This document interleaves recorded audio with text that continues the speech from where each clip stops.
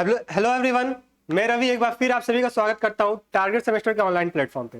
जैसे कि आप सभी को पता है कि हम लोग बॉटनी और जूलॉजी का सिलेबस डिस्कस कर लिए हैं और बॉटनी का पहला यूनिट का पहला टॉपिक जो है एल्गी, वो हम लोग इसका डेमो क्लास से डिस्कस कर लिए हैं। आई होप वो वीडियो आप लोग देख लिए होंगे।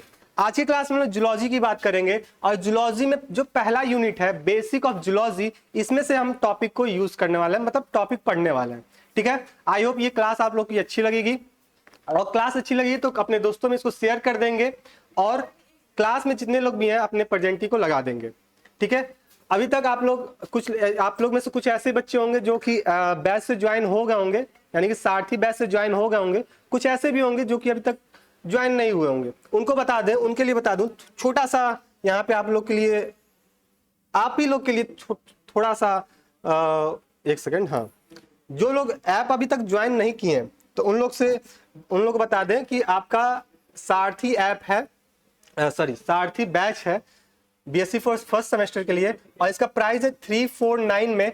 और इस 349 में आपको बैच मिल जाएगा। इसमें आपको बहुत सारे फीचर्स मिलने वाले हैं, जैसे कि लाइव क्लासेस हो गए, ठीक है, फिर नोट्स जो नोट्स होता है शॉर्ट नोट्स हो गया, या फिर क्लास पीडीएफ हो गए, है ना। साथ ही साथ डाउट सेशन क्लासेस होते हैं, ये भी चीजें, इंपॉर्टेंट क्वेश्चन हो गए, ठीक है, थ्योरी फॉर्म में भी और एमसीक्यू के फॉर्म में भी। ये सारा फीचर्स आपको मिलने वाले हैं ओनली और ओनली 349 में। और ये वैलिडिटी कब तक रहेगा सर? जब तक आपका एग्जाम ना हो जाए तब तक नहीं।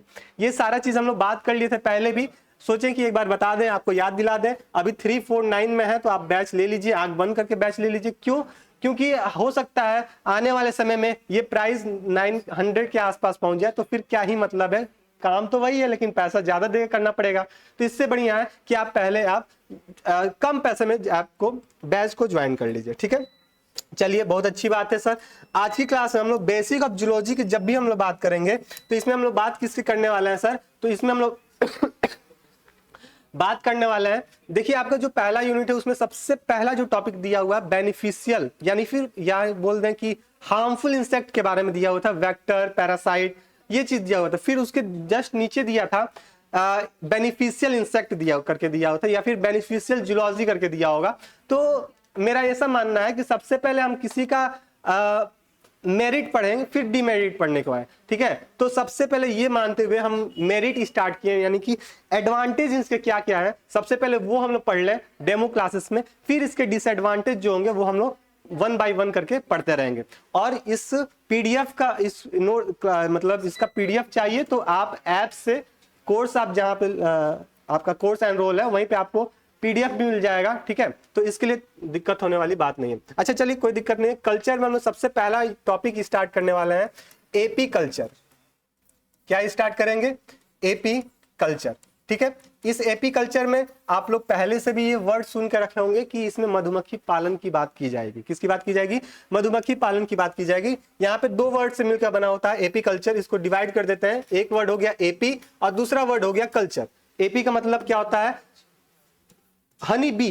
किसकी बात करेंगे सर? हनी बी की बात करेंगे। ठीक है, हनी बी की बात करेंगे। और कल्चर का मतलब क्या होता है? प्रिपरेशन, यानी कि हनी बी मतलब जो हनी का प्रिपरेशन हो रहा है उसी को क्या बोलते हैं हम लोग? एपी कल्चर की बात करते हैं। इसी तरह हम लोग सेरी कल्चर की बात करेंगे, इसी तरह हम लोग पियर कल्चर की बात करेंगे, इसी तरह हम लोग लैक कल्चर की भी बात करेंगे। तो आज की क्लास में हम लोग पढ़ने वाला है एपी कल्चर। लेकिन एपी कल्चर को स्टार्ट करने से पहले थोड़ा सा क्लासिफिकेशन इसके बारे में देखेंगे। अगर एग्जाम में एपी कल्चर के बारे में लिखने के लिए आता है, शॉर्ट नोट में या फिर लॉन्ग में लिखने के लिए आ जाता है, तो स्टार्ट हम कहां से करेंगे? सबसे पहले क्लासिफिकेशन से स्टार्ट करेंगे। कहां से स्टार्ट करेंगे? क्लासिफिकेशन से स्टार्ट करेंगे और बताएंगे क्या सर ये किंगडम क्या होता है? इसका किंगडम एनिमेलिया होता है। क्या होता है? किंगडम एनिमेलिया होता है। फाइलम क्या होता है? आर्थ्रोपोडा होता है। क्लास इंसेक्टा होता है। ऑर्डर हिमेनोपटेरा होता है। क्या होता है? हिमेनोपटेरा होता है। और फैमिली एपिडी होती है। क्या होती है इसकी? फैमिली एपिडी होती है। और इसकी अगर जीनस की बात कर ले सर, यहाँ पे जीनस नहीं दिया हुआ आपके सामने,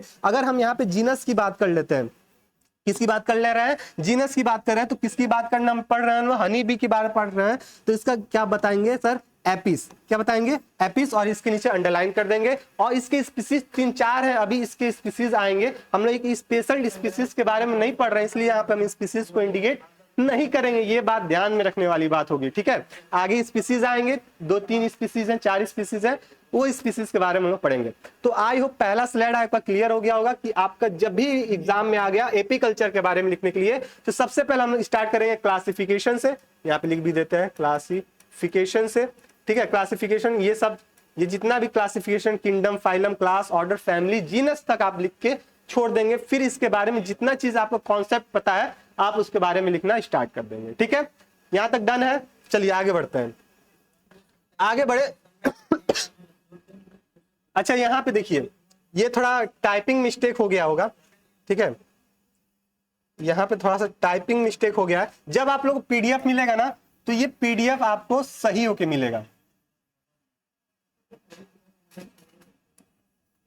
ये जब पीडीएफ आपको मिलेगी, अच्छा ऐसे कर देते हैं, ये जब भी पीडीएफ आपको मिलेगी तो ये करेक्ट फॉर्म में मिलेगी, इसके लिए कोई दिक्कत वाली बात नहीं है। आप लोग बस क्या पढ़ने वाले हैं, हम लोग एपी कल्चर के बारे में पढ़ने वाला है। यहाँ पे हम थोड़ा सा कर दें एपी कल्चर, ठीक है। अब हो गया आपका एपी कल्चर हो गया।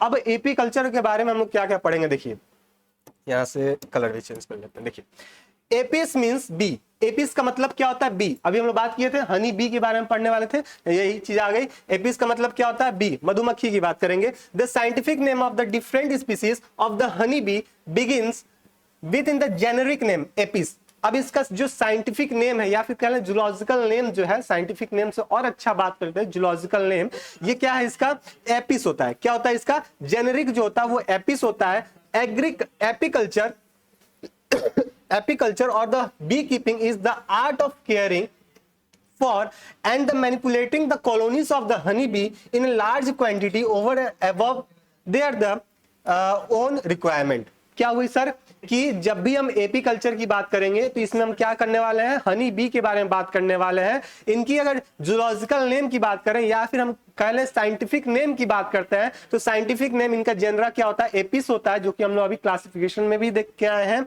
और इसमें मतलब प्रोसेस क्या काम किया जाता है, तो इसमें जितने भी हनी बी हैं यानी मधुमक्खियां जितनी भी हैं उनको केयरिंग की जाती है, एक जगह उनको इकट्ठा करके उनको पालन पोषण किया जाता है ना, कल्चर की जाती है और उनसे क्या निकाला जाता है, बहुत सारा प्रोडक्ट्स को अर्न किया जाता है या फिर इल्ड किया जाता है। जैसे कि हनी हो जाएगा, हनी वैक्स हो जाएंगे, है ना। ये प्रोडक्ट भी अभी हम लोग आगे पढ़ने वाले हैं। तो आई होप एपी कल्चर के बारे में थोड़ा थोड़ा कॉन्सेप्ट आपको क्लियर हो गया होगा, ठीक है। आगे देखते हैं एपीकल्चर में और क्या हमको देखने को मिलता है। अच्छा लॉन्ग में अगर आता है, डिस्क्राइब इन ब्रीफ करके आता है, तो आप एग्जाम में इसके हिस्ट्री भी अगर 2 लाइन में अगर हिस्ट्री लिख देते हैं तो आपका आंसर सोने पे सुहागा हो जाएगा, को एग्जामिनर आपका फुल नंबर देके जाएगा। कैसे जाएगा sir, the first evidence of this association came from the light from the rock painting made by the primitive humans. अब जितने भी प्रिमिटिव ह्यूमंस थे, मतलब जितने भी हम लोग के एप्स थे ना,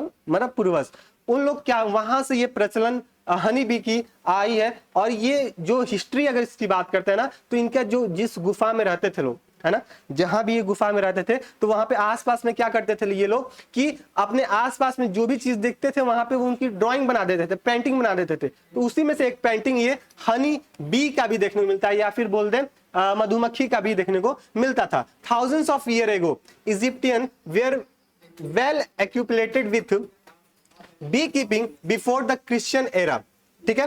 क्रिश्चियन बहुत हजार साल पहले क्रिश्चियन एरा में भी देखने को मिला। और अपना अगर हिंदू की बात करें ना, तो ऋग्वेद में इसका जिक्र किया गया। किसमें जिक्र किया गया है, ऋग्वेद में इसका जिक्र किया गया है हनी के बारे में या फिर बी कीपिंग के बारे में, यानी कि एपीकल्चर के बारे में इसको बात किया गया है। During the 19th century has the result the scientific research. अब 19th सेंचुरी जैसे ही आया, ठीक है, अब जितने भी साइंटिस्ट थे ये क्या किए, रिसर्च करना स्टार्ट किए, क्या ये एपीकल्चर में और इसको हम एडवांस कैसे कर सकते हैं, इससे ज्यादा यील्डिंग कैसे ले सकते हैं। यानी कि इसका मतलब ये हुआ कि अगर हम कोई पर्सन एपीकल्चर करता है यानी कि मधुमक्खी पालन करता है, तो छोटे से एरिया में वो हाईली अमाउंट में यील्ड कैसे कर ले। जैसे कि अभी हम लोग जब धान का जब बीज गिरता है ना, या फिर गेहूं की जब बुआई होने वाली होती है, तो हम दुकान पे जाते हैं सर, दुकान पे जाने के दुकान वाले को बोलते हैं कि मेरा इतना एरिया खेत है, इसमें ऐसा सीड दे दो कि इसका जो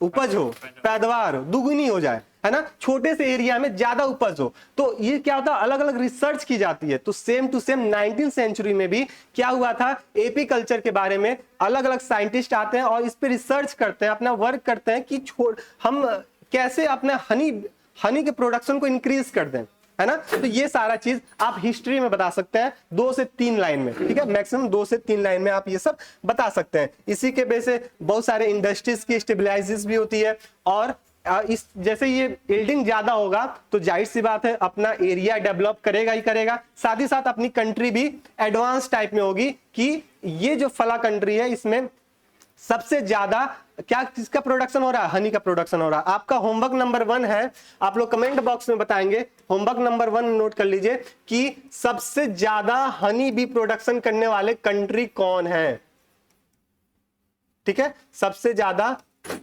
हनी प्रोडक्शन करने वाले कंट्री कौन है। फर्स्ट नंबर पे होमवर्क है, आप कमेंट बॉक्स में होमवर्क नंबर 1 करके आप ये आंसर बताएंगे, ठीक है। चलिए, हिस्ट्री हो गया हम लोग का। अब हम लोग आगे चलते हैं। यही चीज आपका हिंदी में भी दिया हुआ है, जो लोग हिंदी मीडियम वाले होंगे वो यहां से इसको कैचअप कर सकते हैं, ठीक है। अच्छा, अब आते हैं सर इसका इंपॉर्टेंस क्यों है बी कीपिंग का, ठीक है सर। बी कीपिंग तो पढ़ लिए सर, इसका इंपॉर्टेंस क्यों जरूरत। देखिए यहाँ पे they are the 3 main advantage of the bee keeping. अब जो बी कीपिंग किया जा रहा है या फिर एपीकल्चर की जा रही है, इसके मेन 3 रीजन हो सकते हैं। कौन कौन से। They provide Honey A valuable nutrition food. अब हम बात करते हैं सर, जो हनी होता है वो हाईली रिच न्यूट्रिएंट होता है, उसमें क्या होता है, हाई रिच न्यूट्रिएंट होता है। तो अगर हम बी कीपिंग करते हैं या फिर एपीकल्चर करते हैं, इससे क्या होगा, हनी का प्रोडक्शन ज्यादा होगा, ठीक है। जब ज्यादा होगा तो रिच अमाउंट में न्यूट्रिशन पर्सन टू पर्सन हम ट्रांसमिट कर सकते हैं। तो पहला इंपॉर्टेंस बी कीपिंग का ये देखने को मिलता है कि क्या वैल्यूएबल न्यूट्रिशन फूड में खाने में हमको मिल सकता है। दूसरा क्या हो गया sir, provide the B wax which have the many uses in the industry.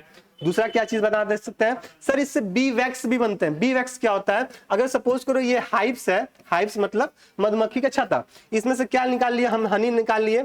Honey निकालने के बाद देखते हैं इसमें कॉलोनी बन जाते हैं, इस तरह छोटे छोटे कॉलोनी बने रहते हैं, ठीक है। इसी से हम लोग बी वैक्स का अर्न करते हैं। क्या करते हैं, इससे बी वैक्स यहां से निकालते हैं। तो ये बी वैक्स से क्या बनता है सर, मोमबत्ती बनाने का काम आता है। बहुत सारे इंडस्ट्रीज है जहां पे वैक्स का यूज की जाती है। तो ये सारा चीज इंपॉर्टेंस है किसके अंतर्गत, बी कीपिंग के अंतर्गत। किसके अंतर्गत, बी कीपिंग के अंतर्गत। 2 इंपॉर्टेंस हम लोग पढ़ लिए। तीसरा क्या है sir, honey bee are the excellent polluting agent, thus increase the agriculture yield, ठीक है। अगर वहां पे अगर ज्यादा हनी बी का प्रोडक्शन हो रहा है तो वहां पे क्या होता है, पॉलिनेटिंग एजेंट ज्यादा होंगे। पॉलिनेटिंग एजेंट मतलब क्या, transfer of pollen grain from anther to stigma वाली प्रोसेस, है ना। जब सपोज करो यहाँ पे कोई फ्लावर है, यहाँ पे हाइव्स है, छत्ता है, ठीक है। अब ये हम लोग का फील्ड है, फील्ड मतलब खेत है। अब खेत में पूरे पौधे लगे हुए हैं, सब में फ्लावर लगे हुए हैं, यानी फ्लावर जब पॉलिनेट होगा तभी तो उसमें सीडिंग लगेंगे, ठीक है। अब यहां से हाइव निकलेंगे जितने, अब यहाँ पे अगर सपोज करो यहाँ पे छाता, जो मधुमक्खी का छाता है खेत के पास नहीं है, तो इसमें से जाहिर सी बात है मिलियंस ऑफ मधुमक्खी इसमें है छाते के अंदर, ठीक है। छाता अपना देसी लैंग्वेज में छाता कहते हैं, इसलिए कर, अब वो मत सोचिएगा बारिश वाला छाता, मधुमक्खी वाला छाता, छत्ता, हाँ छत्ता, ठीक है। तो इसमें से क्या निकलते हैं सब, मधुमक्खी निकलेंगे सब, और इसको क्या करेंगे, पॉलिनेट करने का काम करेंगे। जितना ज्यादा पॉलिनेट होगा उतना ज्यादा क्या होगा, हम लोग का एग्रीकल्चर यील्ड क्या होगा, स्ट्रांग होगा। क्या होगा, उतना हमारा एग्रीकल्चर यील्ड क्या होगा, स्ट्रांग होगा। तो इस तरह क्या होगा, ये हनी बी हमारे लिए इंपॉर्टेंस हो जाता है, या फिर बी कीपिंग हम लोग के लिए इंपॉर्टेंस हो जाता है। अगर एग्जाम में इसी तरह पूछ लिया या फिर कोई पूछ ले सर कि बी कीपिंग का इंपॉर्टेंस क्या है, तो आप उसको आंख बंद करके बताइए सर ये हमको फूड में हाई रिच न्यूट्रिशन प्रोवाइड कर सकता है। दूसरा कि ये बी वैक्स को फॉर्मेशन करता है जिससे कैंडल या फिर इंडस्ट्रीज में यूज की जाती है। तीसरा, हमारा जो भी क्रॉप के यील्डिंग है उसको डबल करने का काम करता है। कैसे, तो कैसे करता है सर, पॉलिनेटिंग एजेंट करने का काम करता है, यानी कि ट्रांसफर ऑफ पॉलन ग्रेन करने का काम करता है। यही चीज कॉन्सेप्ट आपका हिंदी में लिखा हुआ है जो कि हम आपको अभी बताएं। तो आई होप कि यहां तक का कोई आपको मतलब छोटा सा भी डाउट नहीं होगा। अच्छा, यहां तक तो हो गया सर। अब बात करेंगे सर इसके स्पीसीज कौन कौन से होते हैं, स्पीसीज ऑफ हनी बी, ठीक है। तो अभी हम लोग जिससे बात किए थे क्लासिफिकेशन में, बस वहां पे हम जेनरा ही पढ़ के छोड़ दिए थे, ठीक है। अब बात कर रहे थे हम उसके कितने स्पीसीज होते हैं। स्पीसीज की बात करें तो पहला, सबसे पहला आता है एपिस डोर्साटा। क्या होता है? एपिस डोर्साटा। अच्छा, इसके 4 कॉमन स्पीसीज होते हैं। कितने होते हैं? 4 कॉमन स्पीसीज होते हैं, जिसमें से पहला कौन होता है? एपिस डोर्साटा होता है। और ये मोस्ट इंपॉर्टेंट है।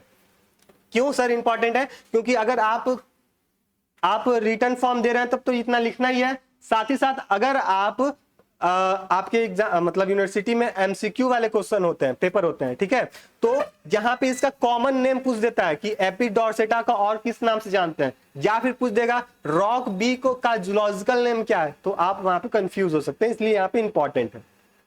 तो ये देखिए एपिस डोर्साटा जो है इसको हम लोग रॉक बी के नाम से जानते हैं। क्या बोलते हैं इसको? रॉक बी के नाम से जानते हैं। इसके क्या क्या फीचर्स है? These are the largest honey bee। कैसे होते हैं? लार्जेस्ट हनी बी होते हैं, ठीक है, यानी कि साइज में भी ये बड़े होंगे। Build the single large open comb on the high branches of the trees and the rocks. ये कहां बनाएंगे? अपना जो छत्ता होता है कहां बनाते हैं? तो ये हमेशा रॉक्स पे बनाएंगे, या फिर जो बिल्डिंग होती है ना, बड़ी बड़ी बिल्डिंग होती है, उनके बिल्डिंग के फ्लोर के यहाँ पे जो छत निकले रहते हैं यहाँ पे बनाए रहते हैं, या फिर पेड़ों पे बनाते हैं, ब्रांच के पेड़ों पे बनाते हैं। तो इस टाइप के जो हनी होते हैं, हनी बी होते हैं, उनको क्या बोलते हैं? एपिस डोर्साटा के नाम से जानते हैं। Production large quantity of the Honey. अब इनमें क्या होता है? लार्ज अमाउंट में हनी का प्रोडक्शन होता है। क्यों सर? क्यों? क्योंकि पहले हम लोग बात किए हैं, ये कैसे होते हैं? लार्जेस्ट इन साइज होते हैं। कैसे होते हैं? लार्जेस्ट इन साइज होते हैं, यानी कि ये सबसे बड़ी मधुमक्खी होती है। कैसे होती है? सबसे बड़ी मधुमक्खी होती है। अब बड़ी है तो अपना इनका काम करने की भी क्षमता क्या होगी? ज्यादा होगी। जब ज्यादा काम करने की क्षमता है तो ये हनी के प्रोडक्शन करने में भी ज्यादा असल रहते हैं, ठीक है। आगे देखिए, but this bee difficulty to domesticated. इनको, लेकिन ठीक है, ये बात तो ठीक है सर, इससे प्रोडक्शन ज्यादा होगा हनी का, लेकिन हम इसको अपने घर में पालन नहीं कर सकते, मतलब इसका एपीकल्चर नहीं कर सकते। क्यों? क्योंकि ये बहुत खतरनाक वाली होती है। रॉक बी होते हैं, ये अपना जो भी हाइव्स है कहाँ बनाएंगे? रॉक्स पे बनाएंगे, या फिर बिल्डिंग, हाई बिल्डिंग होगी उस पे बनाएंगे, या फिर ट्री के ब्रांचेस पे बनाएंगे, ठीक है। अगर हम चाहते हैं सर उसको हम कल्चर कर ले, ये पॉसिबल नहीं है, ठीक है। This bee is the strings several causes the fever and some time even the death. अच्छा, इसका डिसएडवांटेज देखिए क्या हुआ। पहला एडवांटेज ये है कि ये प्रोडक्शन तो ज्यादा कर रहे हैं, ठीक है। अगर कोई पर्सन को खुदा ना खास्ता काट लिया, गलती से पकड़ने गया काट लिया, तो उस पर्सन में क्या हो जाएगा? एक तो फीवर आएगा।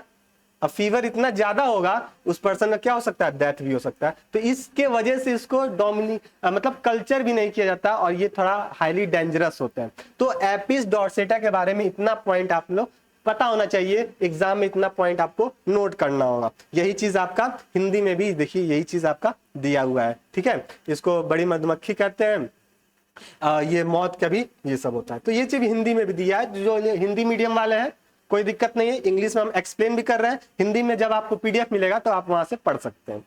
चलिए आगे देखिए, अगला अपने पास स्पीसीज है एपिस इंडिका। क्या है? एपिस इंडिका, यानी कि इंडियन बी। हमारे इंडिया में जितने भी मधुमक्खियां पाई जाती हैं, 10 में से 8 मधुमक्खियां जो होती हैं उसके मेंबर वो कौन होते हैं? एपिस इंडिका होते हैं, यानी कि इंडियन बी होते हैं, ठीक है। अपने आसपास में जितनी भी मधुमक्खियां दिखती हैं वो उसका क्या है? एपिस इंडिका है।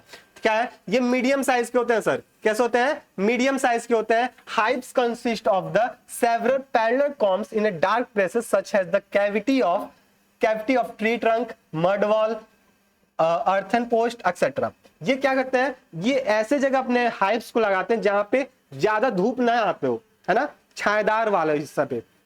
जैसे सपोज कीजिए कि ये कोई पेड़ है, पेड़ की ब्रांच निकली हुई है। अब यहाँ पे इस कॉर्नर पे धूप बहुत कम आती होगी, तो ये वाले इसी वाले रीजन पे ग्रो करेंगे, अपना हाइव्स को लगाएंगे, है ना। या फिर कोई मड वाला एरिया, मिट्टी वाला एरिया, वहां पे ज्यादा धूप नहीं आता होगा, तो वो वहां पे अपना हाइव्स को लगाना पसंद करते हैं। कौन? Apis indica. कौन करते हैं? Apis indica. और this bee is not for the ferocious and can be the domesticated. इनको हम क्या कर सकते हैं? अपना पालन में यूज कर सकते हैं, ठीक है। लेकिन थोड़ा सा दिक्कत है, रिक्स है, कोई दिक्कत नहीं है। लेकिन इसको हम कल्चर में ला सकते हैं। किसको ला सकते हैं? तो एपिस इंडिका को ला सकते हैं, यानी कि इंडियन बी को ला सकते हैं। आई होप 2 स्पीसीज हम लोग पढ़े हैं, एपिस डोर्सेटा, एपिस इंडिका। ये दोनों कॉन्सेप्ट आपको क्लियर हो गया होगा। जो एपिस इंडिका डोर्सेटा है वो लार्जर साइज के होते हैं, उसको डोमेस्टिकेट नहीं कर सकते हैं, लेकिन वहीं पे एपिस इंडिका जो है उसको डोमेस्टिकेट कर सकते हैं और ये मीडियम साइज के होते हैं। ठीक है, अच्छा अगला आता है तीसरा अपने पास है एपिस फ्लोरेरा। क्या आता है? एपिस फ्लोरेरा। इसको क्या बोलते हैं? लिटिल बी के नाम से जानते हैं। इसका जितना भी कॉमन नेम आपके सामने दिख रहा है ना, सब के सब इंपॉर्टेंट है। सब के सब क्या है? इंपॉर्टेंट है। अगर आपके वहां एमसीक्यू क्वेश्चन आते हैं तो ये इसका कॉमन नेम 100% चांस है कि इसका कॉमन नेम आपसे पूछेगा तो पूछेगा। ठीक है, किसी भी स्पीसीज का उठा के आपका कॉमन नेम पूछ देगा, चाहे वो डोर्सेटा की बात कर लें, इंडिका की बात कर लें, फ्लोरेरा की बात कर लें, और अगला एक और आएगा उसकी भी बात कर लें। अच्छा, लिटिल बी किसको कहते हैं सर? तो एपिस फ्लोरेरा को कहते हैं। इनका साइज क्या होता है? बहुत छोटी होती है, छोटे छोटे साइज के होते हैं, स्मॉल साइज के होते हैं। बिल्ड सिंगल स्मॉल कॉम्स इन ब्रासेस हेड्स एक्सेट्रा। ये क्या कहते हैं? छोटे से साइज में छोटे हैं तो जाहिर सी बात है छोटा सा छत्ता भी बनाएंगे अपना। ठीक है, and honey yield is the poor. अब जब छोटे ही हैं साइज में सर, साइज में जब छोटे ही हैं, जो कम है इसका जो हाइप्स है वो भी छोटा बना रहे हैं, तो जाहिर सी बात है इनका जो हनी का प्रोडक्शन होगा वो भी क्या होगा? बहुत ही कम होगा एज कंपेयर टू डोर्सेटा इंडिका, है ना। तो ये क्या होते हैं? पुअर हनी का डेवलपमेंट कराते हैं। तो आई होप यहां तक का कॉन्सेप्ट आपको क्लियर हो गया होगा। अगर यहां तक किसी भी टाइप का डाउट होगा तो तुरंत आप कमेंट बॉक्स में पूछेंगे, सर मुझे यहां पे ये डाउट है।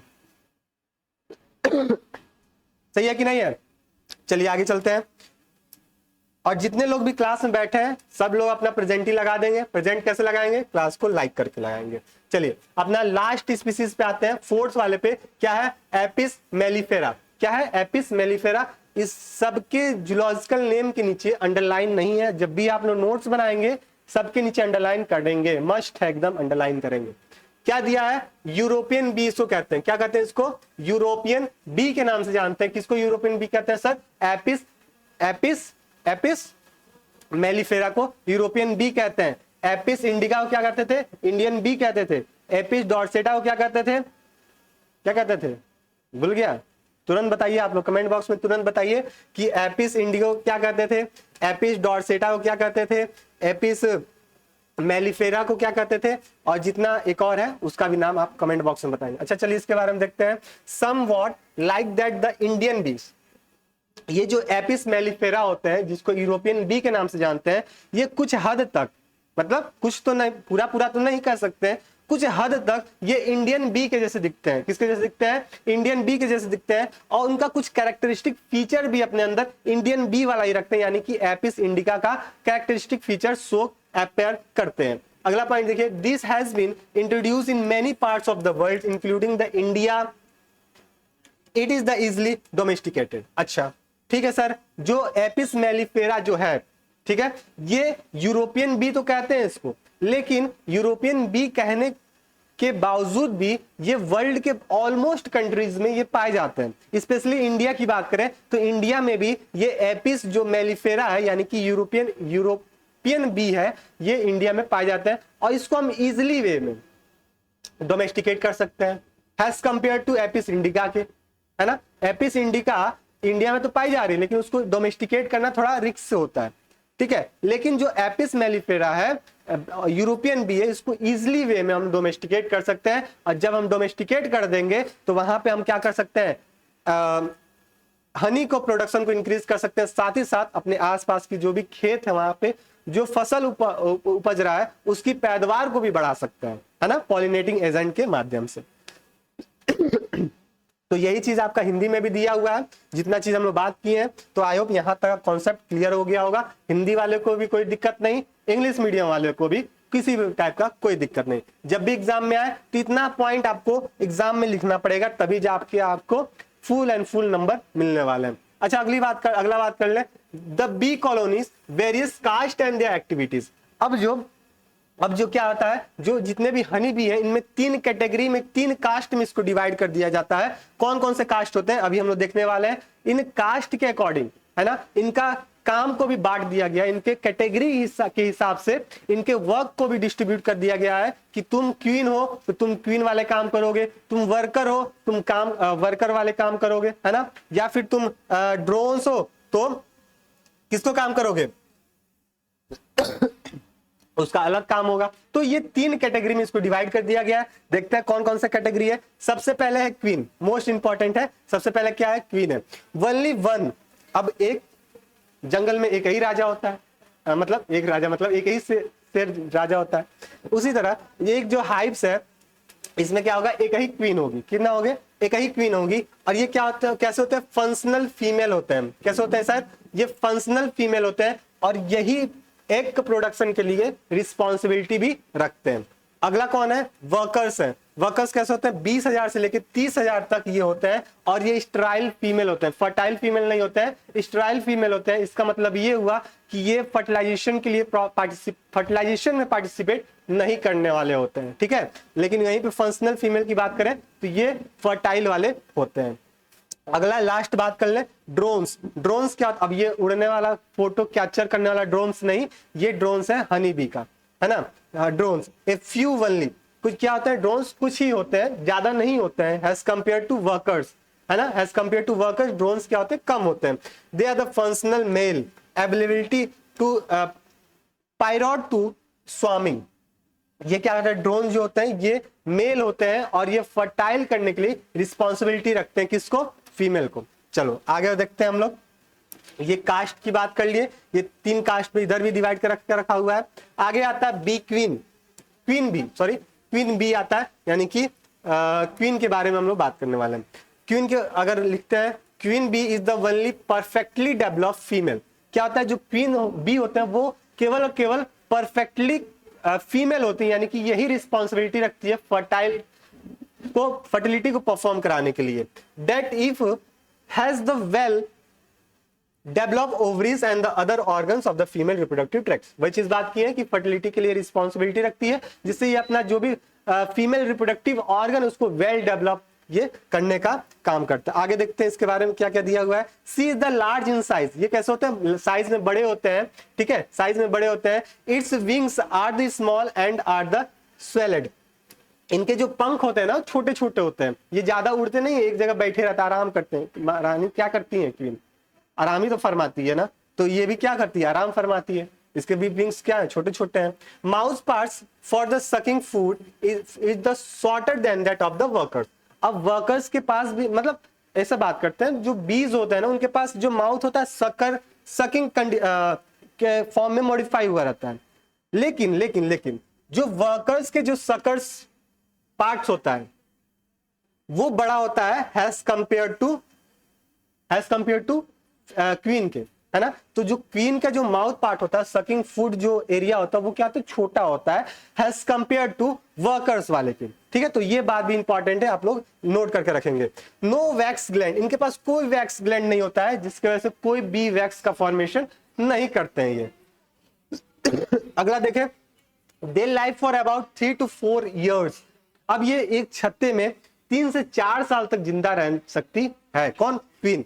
may lay eggs at the rate of the 800 to 1500 per day. अब जो क्वीन है ना, एक बार जैसे फर्टाइल हो जाएगी तो ये एक दिन में तकरीबन 800 से 1500 एग देना स्टार्ट कर देगी। अब इस तरह क्या होगा, इसका पॉपुलेशन क्या हो जाएगा, अपना बढ़ाना स्टार्ट कर देगी, ठीक है। तो ये सब काम होता है किसका, हनी क्वीन बी का। किसका काम होता है, क्वीन बी का काम होता है। आई होप यहां तक कॉन्सेप्ट आपका क्लियर हो गया होगा। ये रानी मधुमक्खी के बारे में था। अब हम चलेंगे आगे हाँ ये देखिए, ठीक है, आगे चलते हैं। पहला पॉइंट इसमें क्या दिया हुआ है, एक सेकेंड, हाँ चलिए ठीक है, ठीक है। ये देखिए यहाँ पे फिगर आप देखने की कोशिश करें तो ये फीमेल है, ये बी है। ये क्या, ये 2 तरह के हो सकते हैं, एक तो फर्टाइल वाले होंगे, एक अनफर्टाइल वाले होंगे। जो फर्टाइल वाले होते हैं उसको डिप्लॉयड के फॉर्म से जानते हैं, उसको क्या बोलते हैं, डिप्लॉयड कहते हैं। और जो अनफर्टाइल वाले होते हैं उसको हैप्लॉयड कहते हैं। फर्टाइल वाले क्या करेंगे, डिप्लॉयड यानी कि फीमेल ऑफ स्प्रिंग का फॉर्मेशन करेंगे, और अनफर्टाइल वाले क्या होते हैं, मेल ऑफ स्प्रिंग का फॉर्मेशन करेंगे, जिससे यहाँ से वर्कर या तो वर्कर या क्वीन बनेगी या फिर मेल ऑफ स्प्रिंग से ड्रोन का फॉर्मेशन होगा और ये क्या करेंगे फिर एक नया ऑफ स्प्रिंग बन के तैयार हो जाएगा। तो ये प्रोसेस है आपके सामने, ठीक है, ये चीज है। अच्छा चलिए देखते हैं इसमें क्या क्या और दिया हुआ है कि जब fertilize egg are the produce female either the sterile workers और द फर्टाइल फीमेल और द न्यू क्वीन। अब जो भी एग का फॉर्मेशन हो रहा है, रानी मधुमक्खी तो कर रही थी 800 से 1500 एग पर डे में, ठीक है, तो ये कौन कर सकते हैं? ये तो जाहिर सी बात है फीमेल ही एग का प्रोडक्शन करेगा, मेल तो करने वाला नहीं, ये तो कॉमन सेंस वाली बात हो गई। अगला है unfertilize egg which produces the drone. अब देखो यहाँ पे हमने बात की ना, जो भी अनफर्टाइज एग है वो कौन क्या बनाएंगे? ड्रोन का फॉर्मेशन करते हैं, यानी कि फर्टाइल एग जो बनेगा उससे वर्कर या फिर क्वीन का फॉर्मेशन हो जाएगा और जो अनफर्टाइल एग होंगे उससे क्या बन जाएंगे? ड्रोन का फॉर्मेशन हो जाएगा। तो ये हो गया आपका रानी मधुमक्खी के बारे में। अगला आता है, अगला जो कास्ट है अपने पास वर्कर बी। वर्कर बी के बारे में भी देख लेते हैं कि क्या चीज है, ठीक है। अगर वर्कर बी के बारे में देखें, अच्छा फास्ट तो हो नहीं रहा होगा, ये सारा चीज कुछ है नहीं इसमें, पहले से भी आप लोग पढ़े हुए थे, उसके बारे में थोड़ा थोड़ा हम लोग देखते चल रहे हैं, ठीक है। क्या है? वर्कर बी है। वर्कर बी मतलब क्या करेंगे? काम करने वाली bee. These are the smaller than the queen. अब ये कैसे होते हैं? साइज में अगर बात कर लें तो रानी मधुमक्खी से साइज में क्या होते हैं? छोटे होते हैं। साइज में क्या होते हैं? छोटे होते हैं। They have the strong wings to fly. अब इनके पास क्या होता है? जो विंग्स होते हैं ना वो स्ट्रांग होते हैं, जिससे वो दूर डिस्टेंस तक उड़ सकते हैं, है ना, अपने दूर डिस्टेंस तक एरिया को कवर कर सकते हैं। ये किसके पास होता है? वर्कर बी के पास होता है। लेकिन वहीं पे क्वीन की अगर बात करते हैं तो इनका जो विंग्स होता है ना वो शॉर्टर होता है और ये ज्यादा उड़ते फिरते नहीं है, अपने मतलब महल में ही रहते हैं, इधर से उधर घूमते रहते हैं। लेकिन वर्कर बी क्या होते हैं? फूड के कलेक्शन में दूर दूर तक जाते हैं ना, इसलिए इसका जो विंग्स होता है वो स्ट्रांग होता है। अगला देख ले, this have the large and effective proboscis. इनके पास क्या होता है? जो प्रोबोसिस होता है ना वो लार्ज होता है, यानी कि जो सकिंग वाला पार्ट होता है वो स्ट्रांग होता है, बड़ा होता है।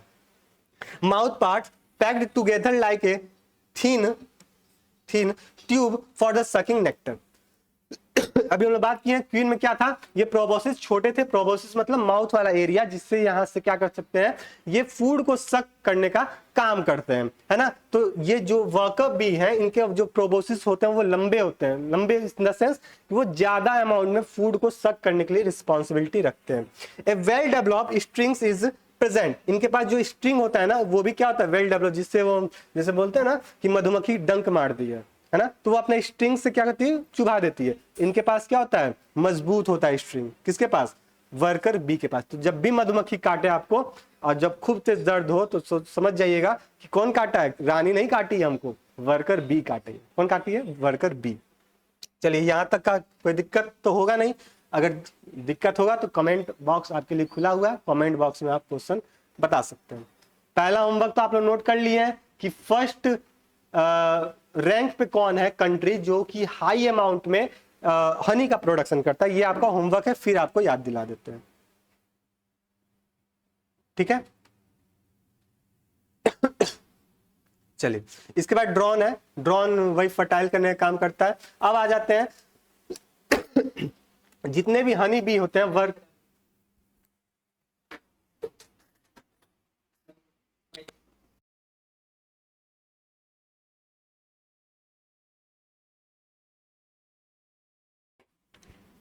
ठीक है। अब जो वर्कर भी है फील्ड में गई फूड को कलेक्ट करने के लिए। अब फूड को कलेक्ट करने के लिए गई, अब वो कैसे पता अपने साथियों को कैसे बताएगा कि सपोज करो हम गए हैं फूड कलेक्ट करने के लिए, मेरे पास फोन है, हम बोल रहे हैं भाई जल्दी आओ यहाँ पे भंडारा चल रहा है, हम लोग तुरंत पहुंच जाते हैं या फिर हमारे दोस्त तुरंत पहुंच जाते हैं। उसी तरह जो बीज होते हैं ना, वर्कर बी होते हैं, इनके पास भी एक कम्युनिकेट करने का एक तरीका होता है, जिससे क्या करते हैं वो अपने साथियों को कम्युनिकेट कर देते हैं कि भाई जल्दी आ जाओ, यहाँ पे क्या भंडारा चल रहा है, खाना बहुत ह्यूज अमाउंट में है। तो उससे वो सारे वहां पे आ जाते हैं। इस कम्युनिकेट करने का काम किससे करते हैं? ये एक तरह का स्पेशल डांस करते हैं जिसको बोलते हैं बी डांस। क्या बोलते हैं इसको? बी डांस के नाम से जानते हैं, जिससे ये डांस करके परफॉर्म करा के बता सकते हैं कि इस एरिया में, इस रीजन में, है ना, इस डायरेक्शन में हमारा फूड है। इसके बारे में कुछ खास देख ले।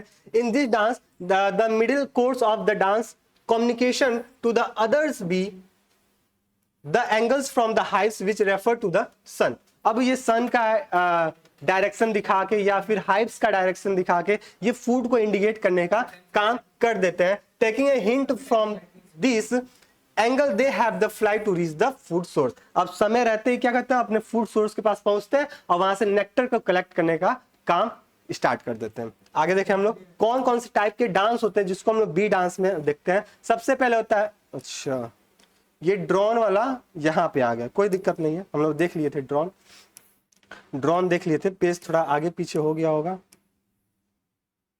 प्रोडक्शन ऑफ हाइव, अच्छा इसमें डांस आपका हट गया है स्लाइड, कोई दिक्कत नहीं है। एक होता है आपका ये देखिए, एक क्या होता है राउंड, यहाँ पे डांस का फिगर है, कोई दिक्कत नहीं है। ये डांस दो टाइप के होते हैं, अच्छा कलर चेंज कर लें।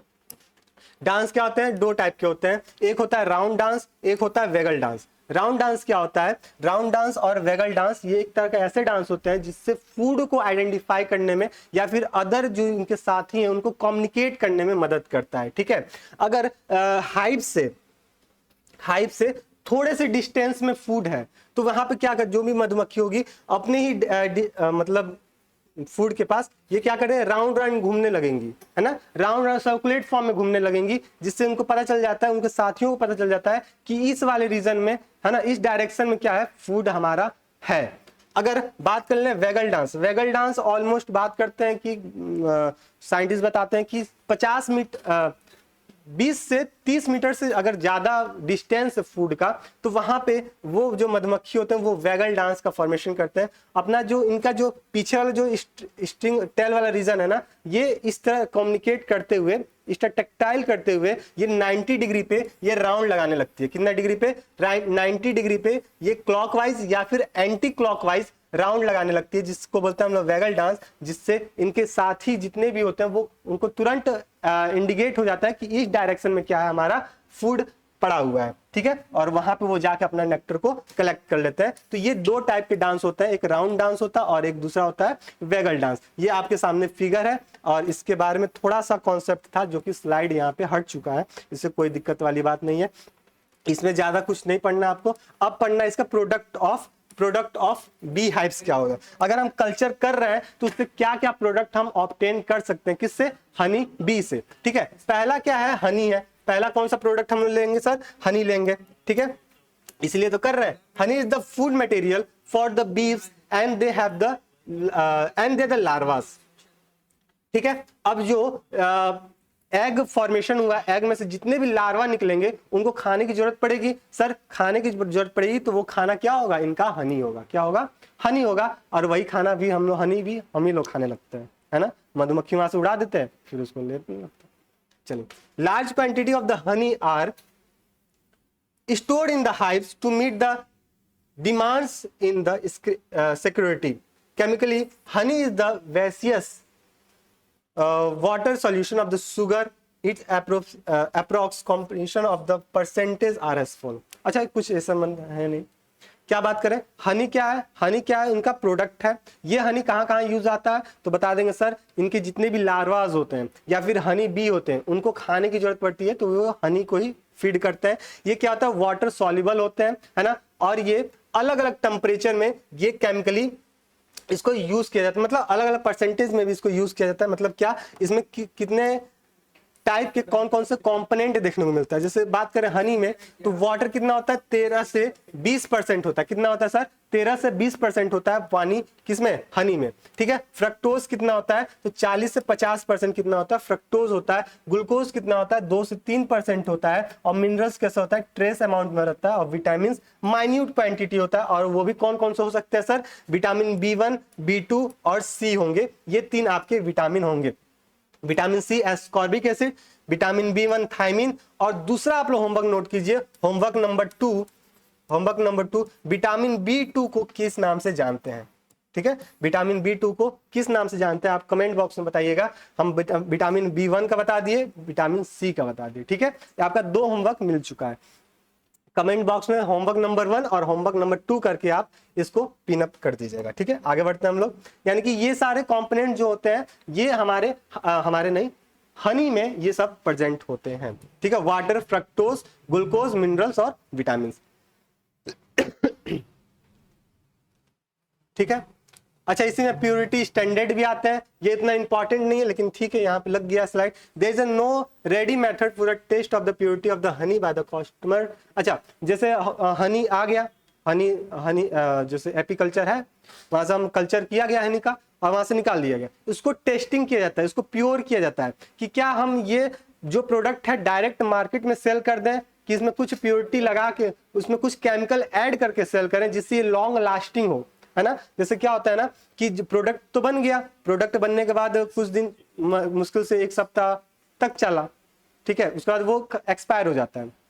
तो उसको कम करने के लिए, उससे बचने के लिए क्या किया जाता है, उसमें बहुत सारे केमिकल को ऐड की जाती है जिससे ये लेबोरेटरी मेथड होता है ना। देखिए यहाँ पे दिया हुआ है, this are the laboratory method for testing of the monosaccharide. क्या इसमें मोनोसैकेराइड है कि नहीं है, नहीं है तो इसमें ऐड किया जाएगा और ये लंबे समय तक इसको हम लोग यूज कर सके, इसलिए इसमें क्या किया जाता है, प्योरिटी स्टैंडर्ड किया जाता है, जो कि लेबोरेटरी में ये सब प्रोसेस होता है। अच्छा, दूसरा प्रोडक्ट क्या निकलेगा अपने पास, बी वैक्स निकलेगा।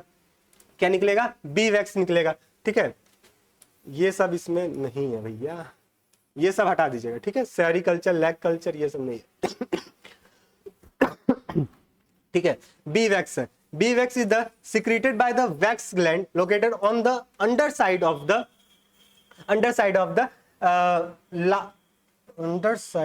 the last 4 abdomen segment, यानी कि 4 to 7 segment of the worker bee। अब बी वैक्स कौन प्रोड्यूस करता है, तो सर जो बी वैक्स होता है वो वर्कर बी प्रोड्यूस करते हैं। और कहां से प्रोड्यूस करते हैं, ये इंपॉर्टेंट सर, इनका जो एब्डोमिनल साइड होता है, एब्डोमिनल साइड मतलब कि इनका जो 4 से जो 7 सेगमेंट तक वाला हिस्सा होता है, सपोज करिए ये है, इसका ये क्या होता है, सेगमेंट होता है। तो पीछे से 4 से 7 तक का जो सेगमेंट होता है उसमें क्या होता है, इनका वैक्स ग्लैंड पाया जाता है। क्या पाया जाता है सर, वैक्स ग्लैंड पाए जाते हैं। और इसी वैक्स ग्लैंड से क्या करते हैं, ये बी वैक्स का फॉर्मेशन करने के लिए रिस्पॉन्सिबिलिटी रखते हैं कौन, वर्कर बी।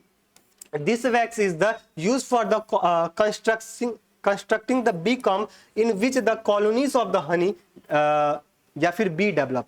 अब जो जितना भी बी वैक्स को डेवलप करेंगे, सिक्रीट करेंगे, उसी से ये क्या बनाएंगे, अपना हाइव्स का फॉर्मेशन या फिर छत्ते का फॉर्मेशन करने के लिए रिस्पॉन्सिबिलिटी रखते हैं, ठीक है। तो ये बी वैक्स का ही फॉर्मेशन करते हैं। और अगर ह्यूमन की बात करें तो बहुत सारे इंडस्ट्रीज में इसको यूज की जाती है और मोमबत्ती बनाने में भी, इसका मोम बनाने में भी इसको यूज की जाती है। ये चीज आपको हिंदी में भी दिया हुआ है, bee use of bee wax दे दिया है। चलिए देख लेते हैं। Some uses are as follow, making of the candles, अभी हमने बात की है, ठीक है, कैंडल्स बनाने के लिए यूज की जाती है।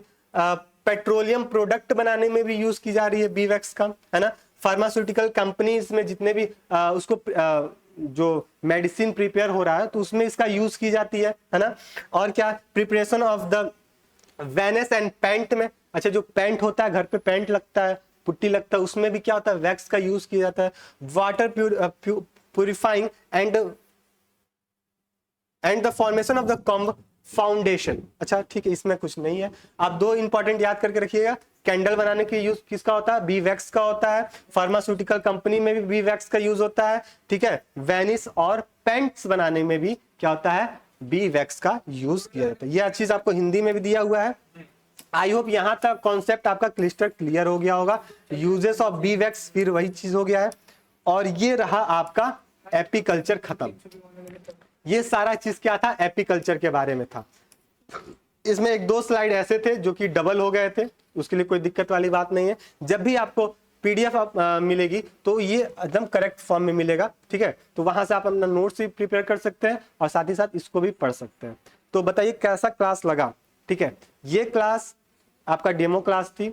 इसी तरह सारे क्लासेस आपको ऐप पे भी मिलेंगे, मतलब आगे के जितने भी टॉपिक्स हैं इसी तरह पढ़ाए जाएंगे।